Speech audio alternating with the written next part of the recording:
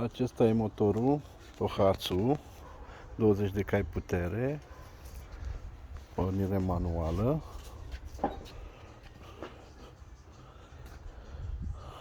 Abia așteptam să ajung acasă și îl montez pe barcă.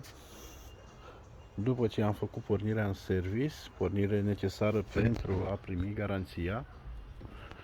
Garanție care la Tohatsu este de 5 ani. Am primit și un card în care avem toate elementele. Am conectat motorul. Avem rezervorul de la Tohatsu și el, original.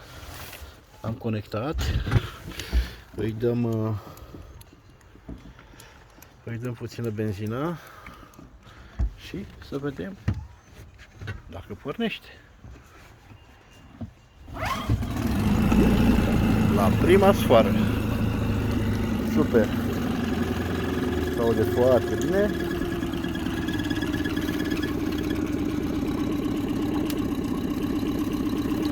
Revenim cu filmulețe din rodaj, cu filmulețe de probe de viteză.